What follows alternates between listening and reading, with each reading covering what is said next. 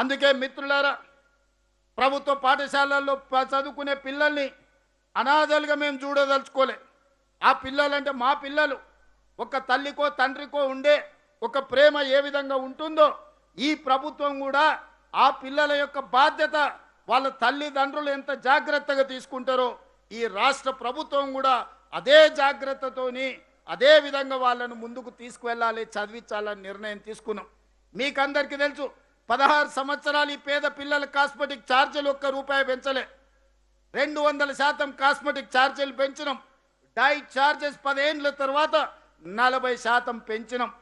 అంటే పేదల విద్య పట్ల పెట్టే పెట్టుబడి ఖర్చు కాదు, భవిష్యత్ తరాల పెట్టుబడి. తెలంగాణ పునర్నిర్మాణంలో వీళ్ళందరినీ భాగస్వాములను చెయ్యాలి. రేపటి తెలంగాణ ఈ ప్రభుత్వ పాఠశాల తరగతి గదుల్లోనే ఈరోజు తయారు అవ్వాలి అని ఈ ప్రభుత్వం భావిస్తున్నది. అందుకే మిత్రులారా, విద్యాశాఖ మీద పెట్టే ఏ రూపాయిని మేము ఖర్చుగా భావించడం లేదు, బాధ్యతగా భావిస్తున్నాం, భవిష్యత్ తరాల పెట్టుబడిగా భావిస్తున్నాం. అందుకే ఈరోజు మేము తీసుకుంటున్న ప్రతి నిర్ణయంలో మా టీచర్ల సహకారం కావాలి, మా వేదిక మీద ఉన్న వైస్ ఛాన్సలర్ల సహకారం కావాలి. ఉస్మానియా యూనివర్సిటీ కావచ్చు, వీరనారి చాకలి ఐలమ్మ యూనివర్సిటీ కావచ్చు, కాకతీయ యూనివర్సిటీ కావచ్చు, శాతవాహన యూనివర్సిటీ కావచ్చు, పాలమూరు యూనివర్సిటీ కావచ్చు, మహాత్మా గాంధీ యూనివర్సిటీ కావచ్చు. ఆయా యూనివర్సిటీల నిధులను మంజూరు చేసి అక్కడ సాంకేతిక పరమైన అంశాలనే కాకుండా మౌలిక వసతుల కోసం ఈరోజు వందలాది వేలాది కోట్ల రూపాయలను మనం ఖర్చు పెడుతున్నాం. ఇదే కాదు, ఎస్సీలు వేరు, బీసీలు వేరు, మైనారిటీలు వేరు, ఎస్టీలు వేరుగా వేరే వేరే రెసిడెన్షియల్ స్కూళ్ళలో చదువుకుంటుంటే ఈ కుల వివక్ష ఇంకెంతకాలం కొనసాగుతుంది?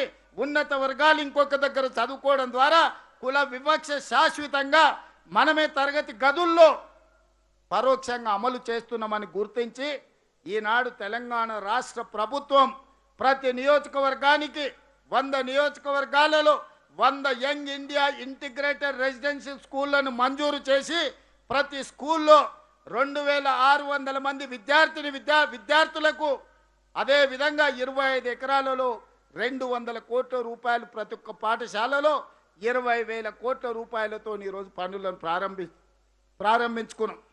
నా లక్ష్యం ఒక్కటే, నా కోరిక ఒక్కటే, నా స్వప్నం ఒక్కటే.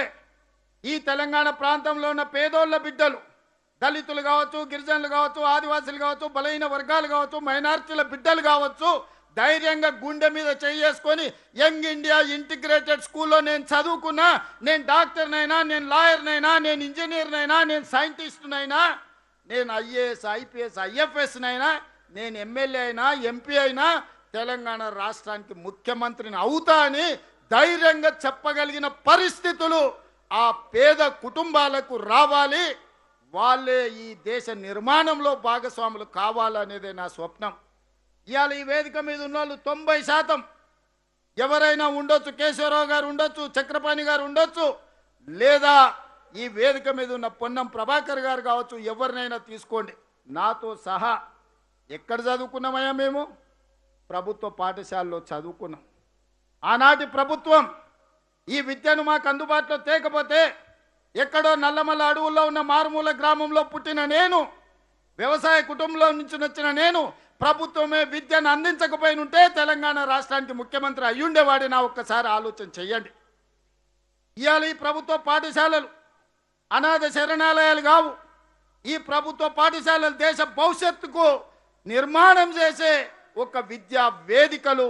ఈ వేదికలను గౌరవించాల్సిన బాధ్యత, కాపాడాల్సిన బాధ్యత, పునరుద్ధరించాల్సిన బాధ్యత, అవసరమైన నిర్ణయాలు తీసుకోవాల్సిన బాధ్యత మన అందరి మీద ఉన్నది.